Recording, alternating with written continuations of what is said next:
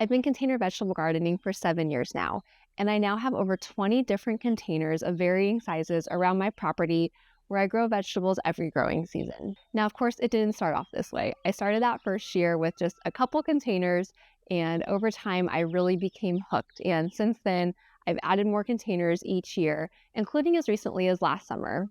Now, this growing season, I'm not adding any new containers to my garden, but as I was getting ready for spring and looking at my different containers to see what I needed to do in terms of amending them, I noticed that in these planters behind me, the plastic bin that actually sits inside of them where I have the soil and the plants, that had failed. And so I needed to purchase new plastic bins to be able to grow in them this spring.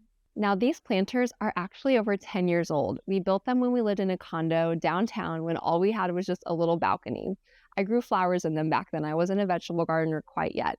But my point is that the initial time and cost that it takes to set up these container gardens is something that can really last you long term. Now, I remember that first growing season. I had bought my container, and naturally, my first question was, well, what do I fill it with? So I went to the garden store and I saw potting soil, seed starting mix, compost, garden soil. There was dirt just from the ground on my property that I could use to fill it with. And I just remember feeling really overwhelmed. Now, I have made plenty of mistakes and learned a lot, but over time, I have become really confident in my own best practices and what's working for me here in my garden. So if you're a new gardener feeling a little overwhelmed with where to start, I'm going to share with you my approach to filling a new container. So what I want to start with is actually what to not use, and that is garden soil.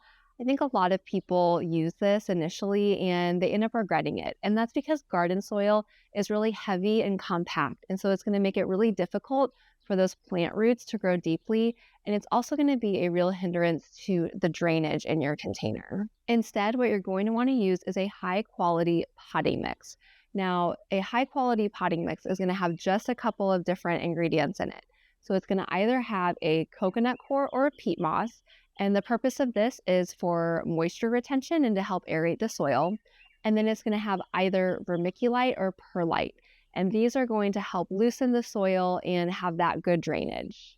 Now, there might be a couple other smaller ingredients in there, but what you really want to look out for if you are choosing, especially a more cost-effective potting mix, a lot of times they'll have bark and like wood pieces, and you really want to steer clear of those. So a good quality potting mix is mostly going to have those ingredients that I covered. So in your container, you're going to do 2/3 of the potting mix, and then you're going to do 1/3 of a good high quality compost. Now, compost is something that I will splurge a little bit on. Compost is where your plant is going to get a lot of its nutrients, and without those macro and micronutrients, your plants are really going to struggle. Now, for me personally, my approach to compost is I actually use a few different types, and that's because plants will really thrive when they have a variety of those macro and micronutrients. And so the more different types of compost you have, the more likely you are to get all of those different nutrients that your plant is going to need.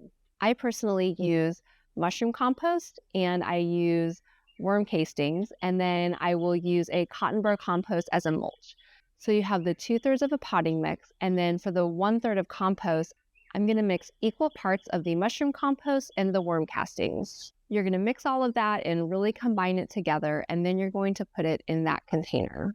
Now, I fill my containers pretty full. I leave about an inch at the top. What I have found is that as I'm watering them over the coming weeks, that soil level is going to decrease a little bit, and so I like to fill them full to begin with.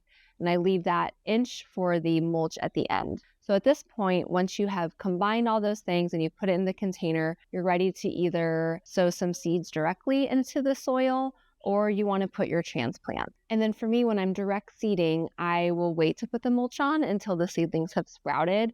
But then if I'm transplanting, I will go ahead and then do that inch layer of the cotton burr compost mulch once I'm done planting. And at this point in the process, you're officially a vegetable gardener.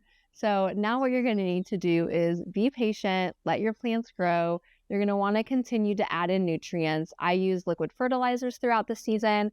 I also continue topping off with that cotton burr compost mulch because every time you water, the nutrients from that are going to go into your soil and be able to be taken up by the plants through the roots.